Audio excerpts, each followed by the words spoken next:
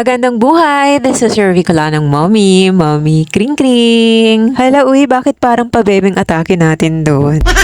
Nang mga oras na ito mga mare ay nasa trabaho na nga ako at nakapag-time in na rin nga ako. At habang hindi pa nga nag-uumpisa ang trabaho, abay mag-video muna nga tayo. Dahil mamaya nga mga mare, hindi na tayo makakapag-video. Gawa nga ng marami na naman ngang nag-e-enroll. At eto na nga mga mare, may chika nga ako sa inyo. At eto na nga mga mare, dahil nga paulit-ulit naman ako nagsasabi sa inyo na nanghihiram nga lang ako ng cellphone para makapag-video, ay eto na nga mga mare, nakabili na nga tayo ng cellphone na pwede natin gamitin sa pag-vlog. Hala, bakit may tayo at natin?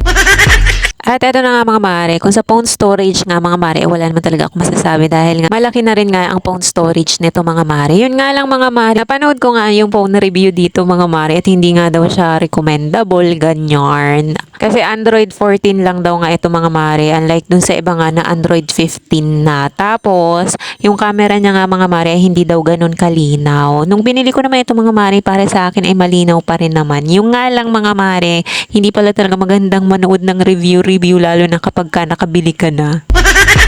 Kasi kahit pasok naman sa panlasa mo nung binili mo, tapos makakapanood ka nga ng hindi magandang review, ay talaga parang mapapasabi ka ng, hala, sayang yung binili ko, hindi pala ito maganda.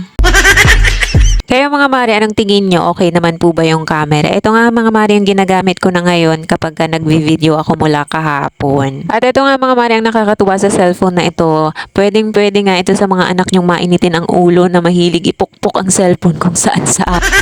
Kasi hindi nga ito basta-basta mga mare nababasa. Doon na nga lang mga mare bumawi pati sa bone storage. Anyway, ito na nga mga mare. At nabahaba na naman nga ang ating chika, ibang-iba na nga sa ating video. Ito na nga mga mare, pauwi na nga kami ng mga oras na ito at nagbili nga lang muna kami ng ulam, pati na rin ng tinapay. At ito nga mga mare, pagdating ko nga sa bahay, ay inasikaso ko na rin nga pabasahin itong aking anak. Syempre, may artihan muna at saka iyakan dahil ayaw nga magbasa.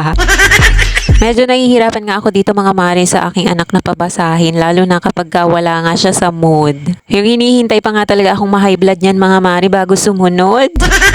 Ito na nga itong aking anak mga mare, nakakapagbasa naman na nga siya, kaya nga lang ay talaga namang nakakaantok mga mare dahil sobrang bagal. Aminado nga ako mga mare na napabayaan ko nga ito nung grade 1 dahil nga meron tayong trabaho, kaya ngayon ng grade 2 mga mare talagang sinatsagaan ko na nga. Mabuti na lang nga mga mare ay magaling nga yung teacher niya nung grade 1. Talaga naman nagulat na nga lang ako mga mare na marunong na palang magbasa. Yun nga lang mga mare, dahil nga mahaba-haba ang bakasyon ay talaga namang nakalimot na ang person. Anyway, sige na nga mga mare, hanggang dito na nga lang ang ating chika. Maraming salamat sa pagsama hanggang dulo. So, ulitin muli. At kung di ka pa nakapalo kay Bicolanong mommy, baka naman. O siya, bye!